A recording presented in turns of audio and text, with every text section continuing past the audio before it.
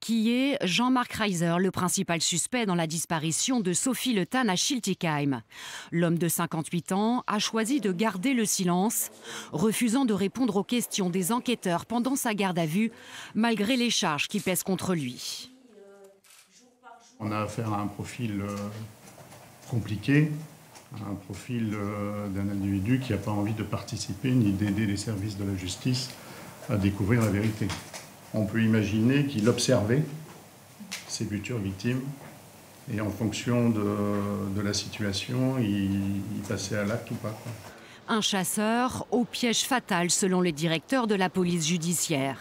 Un homme qui cache aussi un lourd passé judiciaire, déjà condamné en 2001 à 15 ans de réclusion par la cour d'assises du Doubs pour le viol d'une autostoppeuse et plusieurs viols sur sa maîtresse. Son avocat se souvient d'un client autoritaire avec un sentiment de toute puissance. Le président a eu toutes les peines du monde à essayer de lui faire parler de lui-même. Et d'ailleurs, les experts psychologues et psychiatres avaient relevé à l'époque qu'il mettait des barrières à l'entretien, les empêchant ainsi de creuser sa personnalité. C'est assez rare.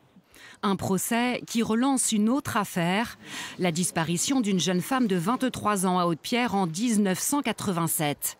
Jean-Marc Reiser est le dernier à croiser Françoise Aumann, dont on ne retrouvera jamais le corps. Aux assises, son avocat arrache l'acquittement. L'accusation avait comme idée que cette jeune Françoise était peut-être sa première victime et que les choses avaient pu mal tourner. Dans le cadre de ce procès, l'accusation avait étalé tout ce qu'on appelle un faisceau d'indices, mais pour lesquels il n'y avait aucune preuve matérielle directe qui permettait d'impliquer Jean-Marc Reiser. À l'époque, l'avocat général avait requis 30 ans de réclusion. 17 ans plus tard, l'acquitté est au cœur d'une nouvelle affaire de disparition, avec cette fois l'ADN de la victime dans son appartement.